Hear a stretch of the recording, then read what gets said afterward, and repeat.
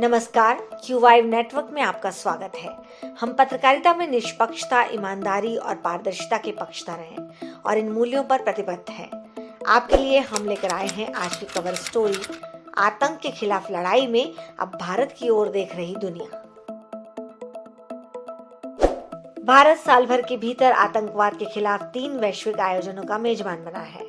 पहले इंटरपोल की सालाना सभा हुई, फिर संयुक्त राष्ट्र की आतंकवाद विरोधी कमेटी का सत्र हुआ और हाल ही में दिल्ली में no money for terror conference हुई। तो क्या ये मान लिया जाए कि आतंकवाद के खिलाफ दुनिया भारत का नेतृत्व स्वीकार कर रही है? वैश्विक आतंकवाद के खिलाफ रणनीति तैयार करने के लिए पूरी दुनिया की निगाहें अब भारत पर टिकी हुई हैं। भारत से ही आतंकवाद पर अंतिम प्रहार करने की तैयारी की जा रही है। ये बात साबित होती है कि आतंक के खिलाफ अहम रणनीतिक फैसले लेने के लिए वैश्विक संगठन अब भारत को चुन रहे हैं। इंटरपोल और संयुक्त राष्ट्र के आतंकवाद निरोधी समिति की बैठक के बाद भारत ने नो मनी फॉर टेरर सम्मेलन की मेजबानी की। दुनिया भर में बढ़ रही आतंकी घटनाएं और आतंकवादियों द्वारा उच्च तकनीक का इस्तेमाल जैसी चुनौतियां आज पूरे विश्व में परेशानी का सबब बनी हुई है। यही वजह है कि इससे निपटने के लिए वैश्विक संगठन अलग अलग रणनीति बनाने और सभी देशों के बीच समन्वय स्थापित करने की लगातार कोशिश कर रहे हैं।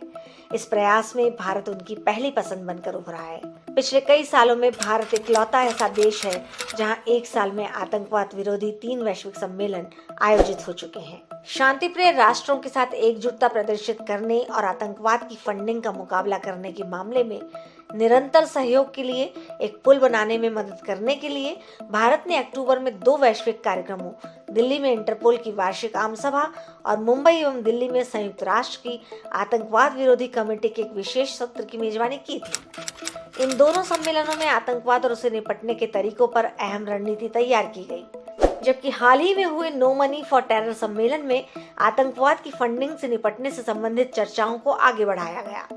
नो मनी फॉर टेरर सम्मेलन आतंकवाद और टेरर फंडिंग के दुनिया के रुझानों, आतंकवाद के लिए धन के औपचारिक और अनौपचारिक चैनलों के इस्तेमाल, उभरती प्रौद्योगिकियों और टेरर फंडिंग संबंधी चुनौतियों का सामना करने के लिए अपेक्षित अंतर्राष्ट्रीय सहयोग पर केंद्रित रहा।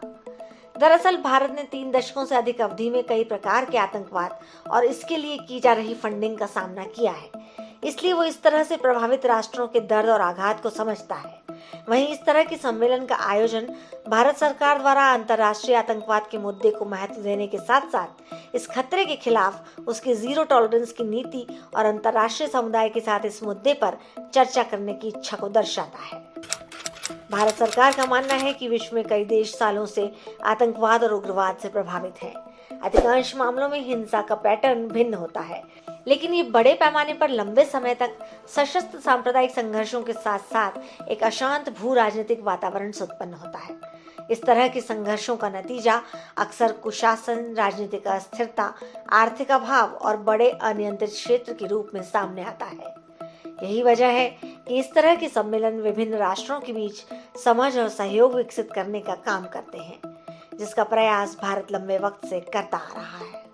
यही वजह है कि इस तरह के सम्मेलन विभिन्न राष्ट्रों के बीच समझ और सहयोग विकसित करने का काम करेंगे, जिसका प्रयास भारत लंबे वक्त से करते आ रहा है। नमस्कार, क्यू5 नेटवर्क के लिए मैं ऋचा।